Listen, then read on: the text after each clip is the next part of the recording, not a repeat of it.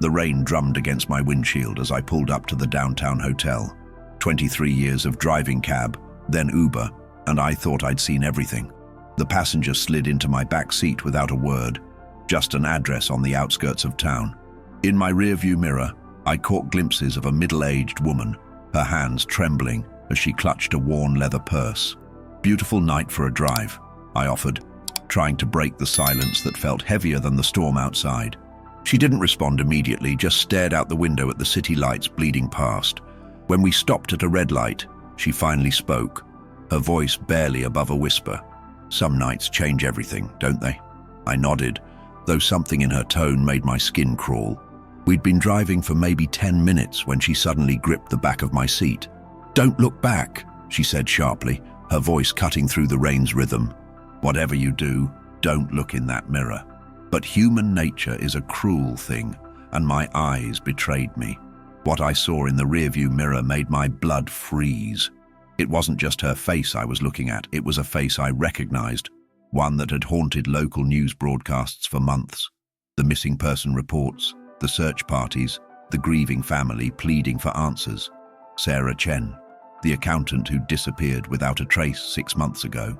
The woman who was supposed to be dead was sitting in my car, very much alive, and staring back at me with eyes that held secrets darker than the storm outside. If you're enjoying this story, hit that subscribe button, because this is just the beginning of a night that would change everything I thought I knew about truth and lies. My hands tightened on the steering wheel as Sarah Chen, because it was definitely her, leaned forward slightly. "You know who I am, don't you?" she asked, her voice steady now, almost resigned. The missing person flyers had been everywhere, grocery stores, coffee shops, lampposts. Her husband's tearful press conferences had played on every local channel. "Everyone's been looking for you," I managed to say, my voice cracking slightly. "Your family, they think you're dead." She let out a bitter laugh that sent chills down my spine. The address she'd given me was still 20 minutes away, deep in the industrial district where abandoned warehouses lined empty streets like broken teeth. "Dead," she repeated, rolling the word around like it tasted strange. Maybe that would have been easier. Through the mirror, I watched her pull out a cell phone, its screen cracked but still functional. She scrolled through what looked like dozens of missed calls, her expression growing more pained with each swipe. The rain was getting heavier, and I had to slow down as we entered a stretch of road with broken streetlights. In the intermittent darkness, her face appeared and disappeared like a ghost. "You're going to have questions," she said quietly. "Everyone always has questions, but sometimes the answers are worse than not knowing." I found myself caught between duty and curiosity, between the right thing to do and the need to understand. Should I call the police? Drive straight to the station? But something about her demeanor, the way she spoke about death like an old friend, made me keep driving toward that mysterious address. In the darkness ahead, "My husband," Sarah began, her voice taking on a hollow quality that made me adjust my rearview mirror to see her better. "Everyone thinks he's the grieving widower, the devoted spouse who can't sleep, can't eat, can't function without his beloved wife." She paused, watching the city give way to industrial sprawl. "But you want to know what David Chen does when the cameras stop rolling?" I didn't answer, but she continued anyway. "He counts money, lots of it. Money that doesn't exist in any bank account, money that would make those sympathetic news anchors ask very different questions." Her reflection in the mirror looked older than the missing person photos, aged by whatever she'd been through these past 6 months. "He told everyone I was depressed, that I'd been acting strange before I disappeared. Made it sound like I might have hurt myself." The laugh that escaped her lips was sharp and bitter. "The truth is, I found out about his other business, the one that has nothing to do with his consulting firm, and everything to do with people who don't ask questions about where their money comes from." We passed a semi-truck struggling through the rain, its headlights illuminating the water streaming down our windows. "I started noticing things," she continued. "Late-night phone calls, meetings at strange hours, cash deposits that didn't match his legitimate income. When you're married to someone for 15 years, you learn to read the signs." The GPS indicated we were still 12 minutes from our destination, but I was beginning to wonder if I really wanted to know where this road led. Sarah Chen wasn't just a missing person. She was a woman who'd discovered something dangerous enough to fake her own death, and now I was driving her directly into the heart of whatever nightmare she'd been running from. It started with a phone call I wasn't supposed to hear, Sarah continued, her voice growing stronger as she delved deeper into her story. David thought I was asleep, but I'd gotten up for water. He was in his office talking to someone about a shipment that needed to be cleaned before it could be processed. Not the kind of language you hear in legitimate consulting. I navigated around a pothole that could have swallowed a small car, the storm making visibility nearly impossible. "So you investigated?" I asked, finding myself drawn into her narrative despite the danger it might represent. In my peripheral vision, I could see her nodding slowly. "I'm an accountant, remember? Numbers tell stories, and David's numbers were telling a very interesting story." She shifted in her seat, and I heard the leather purse rustling. I started paying attention to his patterns, his meetings, the people who called the house. There was this one name that kept coming up, Marcus Volkov. The name meant nothing to me, but the way she said it suggested it should.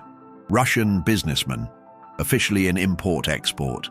Unofficially, he's the kind of person who makes problems disappear permanently. Her voice dropped to almost a whisper. David was laundering money for him, using his consulting business as a front. We were entering the warehouse district now, where street lights were sparse and shadows seemed to have weight. The night I disappeared, David found out I knew. I came home from grocery shopping and heard him on the phone, telling someone that his wife problem needed to be resolved quickly. Her reflection in the mirror looked directly at me. That's when I realized I had about an hour to choose between running and dying. "I had one advantage," Sarah said as we turned onto a street lined with abandoned buildings. "David underestimated me. He thought I was just the quiet accountant wife who did the books for small businesses and didn't ask complicated questions. He never imagined I'd been documenting everything." The windshield wipers struggled against the intensifying rain, creating a rhythmic soundtrack to her confession. "While he was on that phone call, I grabbed the emergency cash we kept hidden, some clothes, and most importantly, the copies I'd made of all his financial records, bank statements, wire transfers, meeting notes, everything I'd been collecting for weeks." "But how did you just vanish?" I asked, genuinely curious about the logistics of disappearing in an age of cameras and digital footprints. She smiled for the first time since entering my car, though it wasn't a happy expression. "I drove to the river, left my car on the bridge with the door open and my purse on the seat. Made it look like suicide. Then I walked 2 miles in the rain to a bus station and paid cash for a ticket to Chicago." Her fingers drummed against the window. I'd been planning it for days, ever since I realized how deep David was in with Volkov's organization. The GPS announced we were 5 minutes from our destination, and I could see the glow of what looked like a large building ahead. I spent 6 months living under a fake name, working cash jobs, staying in weekly motels. But I made copies of everything before I left, and I've been adding to the evidence. Tonight, that all changes. "The building we're going to," Sarah said, pointing ahead to a large, well-lit structure that stood out among the dark warehouses. "That's not just any office complex. It's a federal field office that officially doesn't exist." I felt my stomach drop as the implications hit me. This wasn't just about a missing person or even money laundering. This was something much bigger. "You're working with the FBI?" I asked, though her nod confirmed what I'd already guessed. The pieces were falling into place. The 6-month disappearance, the careful documentation, the precise timing of her return. They'd been building a case against Volkov's entire network, but they needed someone on the inside. She pulled out a thick manila envelope from her purse, its contents bulging with what looked like photographs and documents. "David isn't just laundering money, he's helping coordinate drug shipments, arms deals, and worse. Volkov's organization has tentacles reaching into city government, police departments, even some federal agencies." The rain was finally starting to ease as we pulled into the parking lot of the unmarked building. Security cameras tracked our movement, and I noticed several black SUVs parked in spaces that suggested this was far from a routine operation. "My handler has been waiting for tonight for months. We finally have enough evidence to bring down the entire network." "But why tonight?" I asked, putting the car in park but leaving the engine running. Sarah was already reaching for the door handle, but she paused to look at me directly for the first time during our journey. Because tomorrow morning, David and Volkov are meeting to finalize their biggest deal yet. And thanks to the evidence I've gathered, the FBI will be waiting for them. What I haven't told you, Sarah said, her hand still on the door handle, is that this case involves more than just my husband and Volkov. The money they've been laundering has been funding operations across 3 states. She gestured toward the federal building, where I could now see figures moving behind tinted windows. The FBI estimates that David's consulting firm has processed over $50 million in illegal funds over the past 2 years. That money has paid for drug trafficking routes, weapons purchases, and bribes to officials who look the other way. Her voice carried a weight that spoke of months of living with this knowledge. I found myself leaning back in my seat, overwhelmed by the scope of what she was describing. "And you documented all of this?" She nodded, patting the envelope that contained what might be the most important evidence in a major federal investigation. Bank routing numbers, meeting locations, photographs of money exchanges, recorded phone conversations. I even managed to get copies of Volkov's shipping manifests. The professional accountant in her voice was evident as she listed the evidence methodically. "The FBI says it's the most comprehensive case file they've seen in organized crime investigations." Through the windshield, I watched as 2 figures in dark suits emerged from the building and began walking toward our car. Sarah noticed them too and took a deep breath. "Those are my handlers, Agent Martinez and Agent Chen. No relation, just an unfortunate coincidence." She managed a weak smile. "After tonight, David Chen and Marcus Volkov will never hurt anyone again." "You know what the hardest part has been?" Sarah asked as the federal agents approached slowly, giving us a moment to finish our conversation. "It wasn't living in cheap motels or working under a fake name. It wasn't even the fear that David or Volkov's people might find me." She turned to face me fully for the first time, and I could see the exhaustion in her eyes, not just physical tiredness, but the deep weariness that comes from carrying impossible burdens. "The hardest part was watching my parents on the news, begging for information about their missing daughter. Seeing my sister break down during interviews, blaming herself for not recognizing the signs of my supposed depression. The agents had stopped about 20 feet from the car, clearly waiting for Sarah to finish whatever she needed to say. My mother aged 10 years in 6 months. My father started drinking again after 15 years sober. My sister quit her job to help coordinate search efforts that she knew would never find me. But they'll understand," I offered, though the words felt inadequate. "When they learn the truth, when they realize what you sacrificed to bring these criminals to justice." Sarah shook her head slowly, and I realized the situation was more complicated than I'd imagined. "Will they? Or will they see a woman who chose to let her family suffer rather than trust them with the truth?" She wiped her eyes with the back of her hand. "The FBI says my family can never know the real story. David's trial will be sealed. My testimony will be classified, and officially, Sarah Chen will remain a missing person whose case went cold. After tonight, Sarah Chen ceases to exist permanently," she continued, watching the agents through the rain-streaked window. "The woman who gets out of this car will be Jennifer Walsh, complete with social security number, work history, and a life that began 6 months ago in Chicago." The weight of what she was telling me settled like a stone in my chest. "You can never go home," I said, finally understanding the true cost of her decision.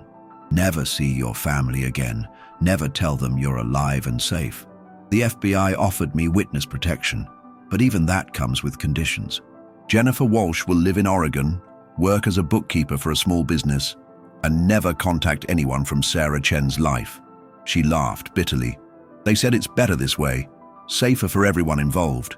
One of the agents tapped gently on the window, indicating it was time. Sarah gathered her purse and the crucial envelope, but she didn't move to leave yet. "You want to know the really twisted part? David will probably inherit my life insurance. The grieving husband, finally getting closure when I'm declared legally dead. He'll never know that his wife is the reason his criminal empire collapsed. In his mind, Sarah Chen will remain the naive spouse who happened to disappear at an inconvenient time." She reached for the door handle again, then paused. "I need you to promise me something." If anyone ever asks about tonight, if somehow this story comes out, remember that some choices aren't between right and wrong, they're between wrong and worse. As Sarah prepared to step out into her new life, I found myself facing an impossible situation. "What about me?" I asked, the question escaping before I could stop it. "I know your real identity. I know you're alive. I know about the investigation."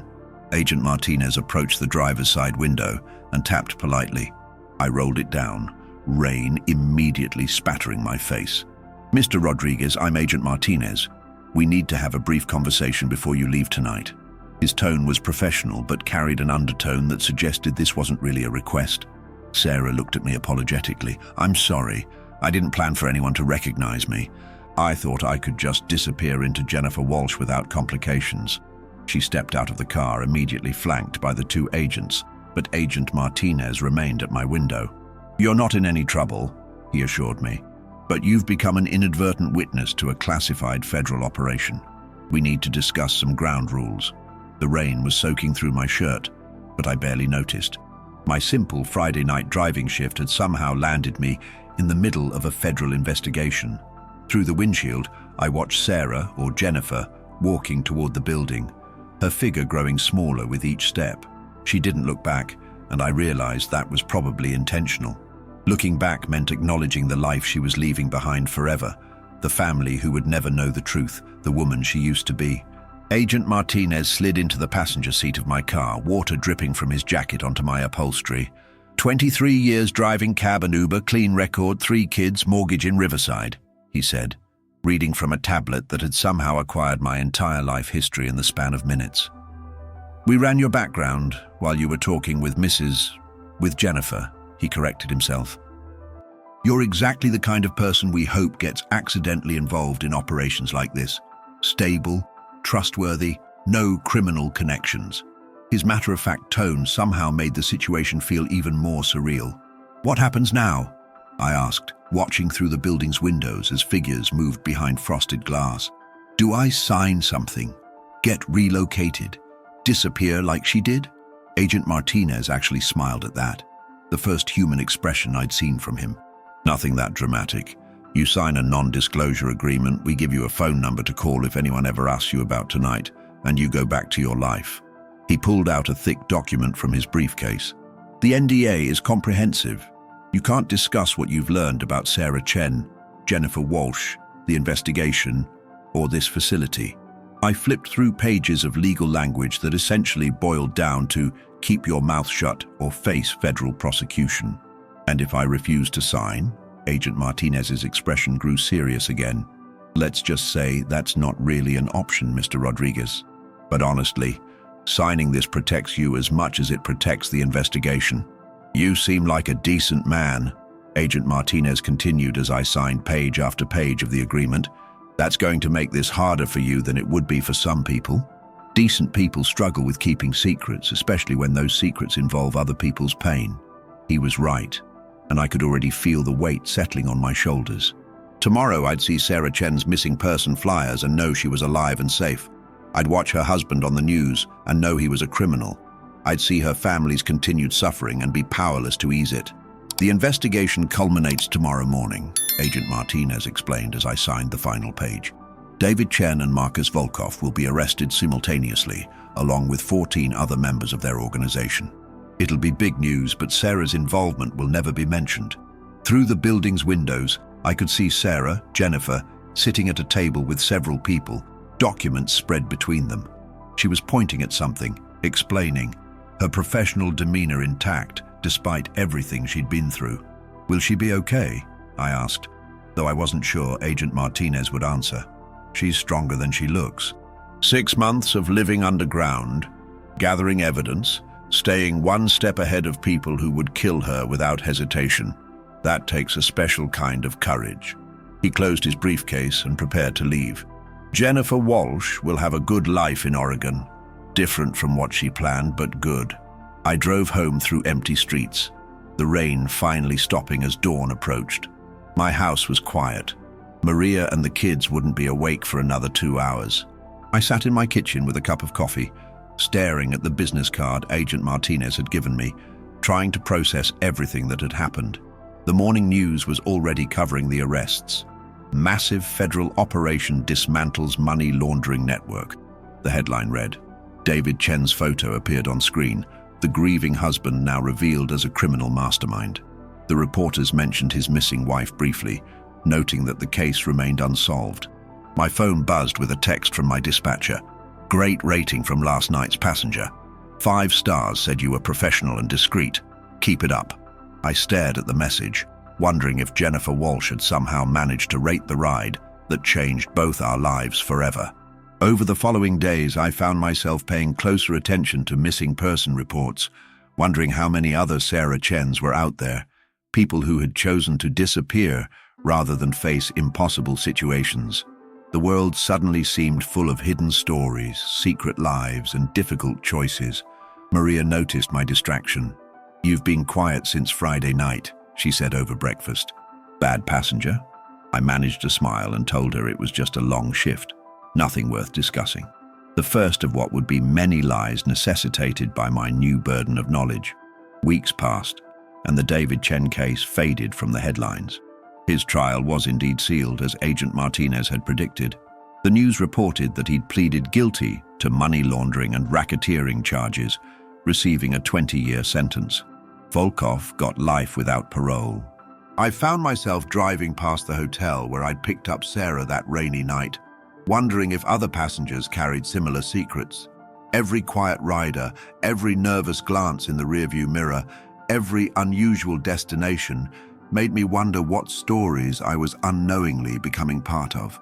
The hardest part came 3 months later when Sarah Chen was officially declared dead. I watched her parents on the evening news, finally accepting that their daughter was never coming home. Her sister spoke about establishing a foundation for missing persons, her voice breaking as she described the ongoing pain of not knowing what happened.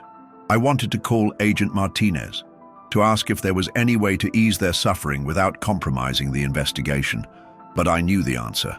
Some secrets are too dangerous to share, some truths too costly to reveal. Jennifer Walsh's safety depended on Sarah Chen remaining dead forever. That night I explained to Maria why I'd been so quiet lately, carefully crafting a story about a passenger who'd reminded me of my own mortality, how fragile our normal lives really are. It wasn't entirely a lie. Sarah's story had changed how I saw the world, made me appreciate the simple stability of my own existence. 6 months after that night, I received an envelope with no return address. Inside was a single photograph, a woman with short brown hair standing in front of a small bookstore in what looked like a coastal town. On the back, someone had written, "Jennifer's Book's Grand Opening," in careful handwriting. I studied the photo for a long time, recognizing Sarah's eyes despite the different hair color and style. She looked peaceful, healthier than she had that night in my car.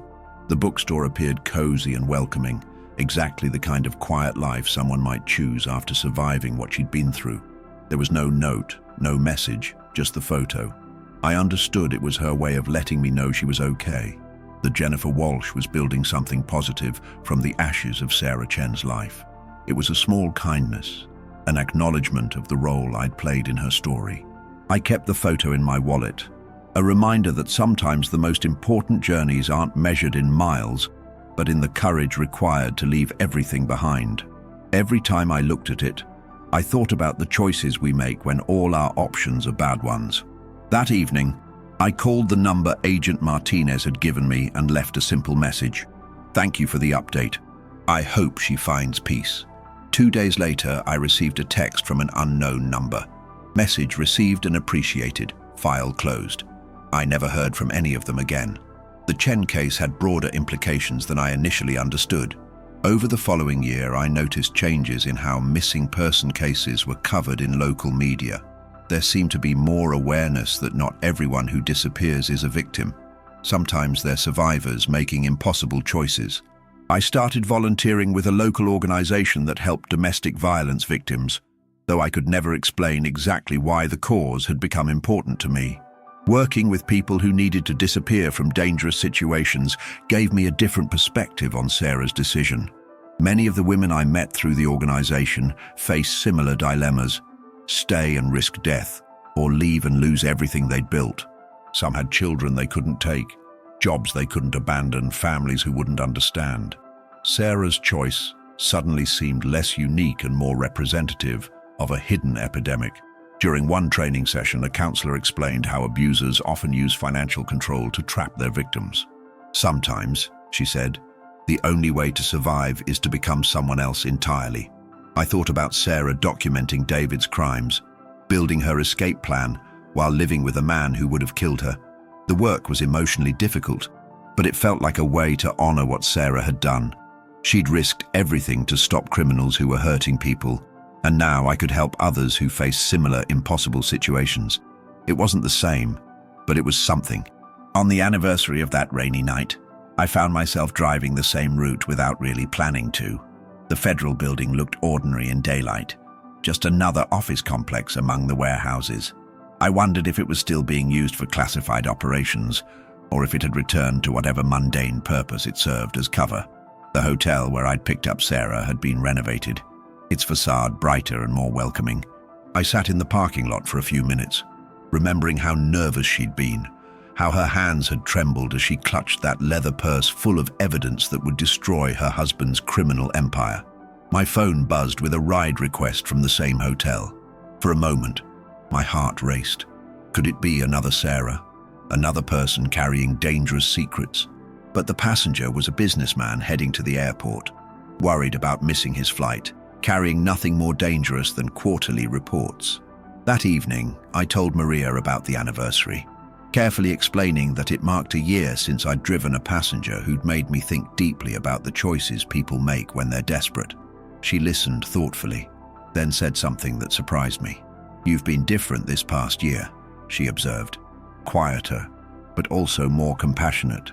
Whatever happened that night, it changed you for the better." I realized she was right. Carrying Sarah's secret had been a burden, but it had also made me more aware of the hidden struggles people face every day. My work with the domestic violence organization led to unexpected encounters.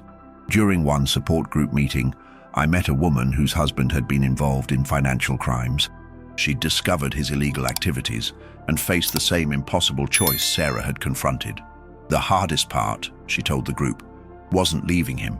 It was accepting that I could never contact my family again, never let them know I was safe. Her story was different in the details, but identical in its emotional core. I found myself thinking about Sarah more often, wondering how she was adapting to her new life. The woman, who went by the name Lisa now, had also worked with federal investigators. "They tell you it's temporary," she said, "that someday you might be able to reconnect with your old life. But that's not really true. The person you used to be has to die completely for the new person to live safely." I wanted to tell her about Sarah, to let her know she wasn't alone in her experience, but my NDA prevented any such revelation. Instead, I offered what support I could, helping her find resources and rebuild her confidence. It felt like a way of helping Sarah retroactively. These experiences taught me that the federal building I'd visited wasn't unique. Across the country, similar operations were helping people disappear from dangerous situations, creating new identities for those who needed to escape their old lives. Sarah was part of a hidden network of survivors who'd chosen existence over safety, anonymity over justice. 2 years after our encounter, David Chen died in federal prison. The news report was brief: former consultant killed in altercation with another inmate. I wondered if Sarah knew, if someone had told Jennifer Walsh that her former husband was dead, eliminating one source of potential danger. The report mentioned that Chen had been survived by his parents and sister-in-law, but made no reference to his missing wife. In death, as in his criminal trial, Sarah's existence had been erased from the official record. She remained a missing person, whose case would never be solved. I found myself thinking about the mathematics of justice. David and Volkov's organization had been dismantled, their criminal activities stopped, dozens of victims protected from future harm. But the cost had been Sarah's entire identity, her family's peace of mind, and the ongoing grief of people who loved someone they believed was dead. Was it worth it? I struggled with that question for months. $50 million in illegal funds, drug trafficking routes, weapon sales, official corruption. The scope of what Sarah had helped stop was enormous. But I kept thinking about her mother on the news, aged by grief, begging for any information about her missing daughter. During one of my volunteer shifts, I met with a woman whose ex-husband had threatened to kill her and their children if she ever left him. "Sometimes," she said, "survival requires sacrifices that other people can't understand. You do what you have to do to protect the people who matter most." Her words helped me understand Sarah's choice differently. 3 years after that rainy night, I was driving a passenger to Portland International Airport when she asked me to make a stop at a small bookstore downtown. "Jennifer's Books," she said, giving me an address that made my heart skip. "I need to pick up a special order." The bookstore was exactly as it had appeared in the photograph, cozy and inviting with large windows displaying bestsellers and local authors. I waited in the car while my passenger went inside, but through the window I could see a familiar figure behind the counter. Sarah, Jennifer, looked genuinely happy. Her hair was longer now, streaked with grey she no longer bothered to hide. She was laughing with a customer, recommending books with the enthusiasm of someone who'd found their calling. The transformation from the terrified woman in my back seat was remarkable. When my passenger returned with her books, she was smiling. "The owner is so knowledgeable," she said. She recommended 3 books I'd never heard of but absolutely had to read. That's the kind of personal service you can't get from chain stores. As we drove away, I caught one last glimpse of Jennifer through the bookstore window. She was arranging a display of mystery novels, moving with the confident efficiency of someone comfortable in their own skin. Whatever sacrifices she'd made to get there, she seemed to have found a measure of peace in her new life. The passenger I'd driven to Jennifer's bookstore turned out to be a retired FBI agent visiting Portland to see her daughter. During our drive to the airport, she mentioned that she'd worked on organized crime cases for 30 years before retiring. "The hardest part of the job," she said unexpectedly, "was working with witnesses who had to give up everything to help us build cases. We'd ask people to sacrifice their identities, their families, their entire lives, and then we'd move on to the next case while they lived with the consequences forever." I found myself gripping the steering wheel tighter, wondering if she somehow knew about my connection to one of those cases. "Do you ever follow up?" I asked carefully. "Check on how they're doing in their new lives?" "Not officially," she replied.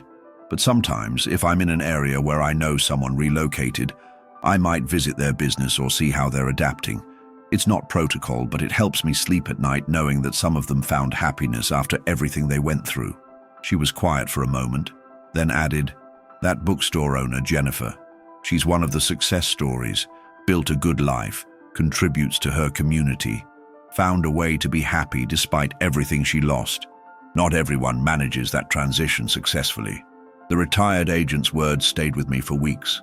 I began researching witness protection programs, missing person statistics, and the hidden costs of federal investigations.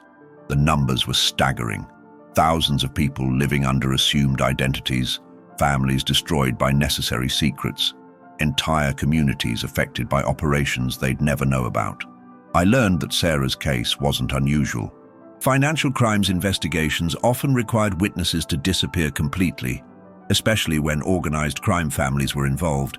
The alternative, testifying openly and hoping for protection, had a much lower survival rate. Reading between the lines of news reports, I started recognizing the patterns. Missing persons whose cases went cold around the same time, major criminal organizations were dismantled, unexplained disappearances that coincided with federal investigations, people who vanished not because they were victims, but because they were heroes. It changed how I read the news, how I thought about justice, how I understood the real cost of keeping communities safe. Every major criminal conviction represented not just the criminals who were caught, but the witnesses who'd sacrificed everything to make those convictions possible. My volunteer work took on new meaning as I realized how many of the people I was helping might face similar choices. The domestic violence victims, the witnesses to gang activity, the employees who discovered their companies were breaking the law. All of them potentially faced the same decision Sarah had made that night. 5 years after our encounter, I receive. The silence in my car felt heavier than any conversation we'd had during this impossible night. Margaret sat quietly beside me, her fingers still trembling slightly as she processed everything that had unfolded. The weight of 30 years of running, of hiding, of living with the constant fear that this moment would come, seemed to settle around us both like a thick fog. I found myself thinking about all the passengers I'd picked up over the years, all the stories I'd heard, all the confessions and secrets that had been shared in the sanctuary of my back seat, but none of them had prepared me for this moment when my own past would collide so dramatically with my present. The randomness of it all still seemed impossible to comprehend. Margaret finally broke the silence, her voice barely above a whisper. "Do you think he's really gone now? Do you think we're finally free?" Her question hung in the air between us, carrying the weight of decades of fear and uncertainty. I wanted to give her the reassurance she was seeking, but I knew that some wounds never fully heal, some fears never completely disappear.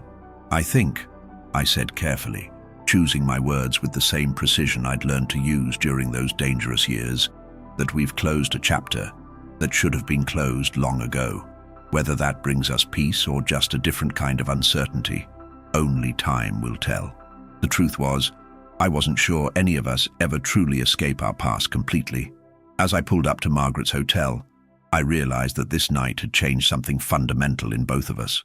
We were no longer the same people who had accidentally found each other in the randomness of a rideshare app.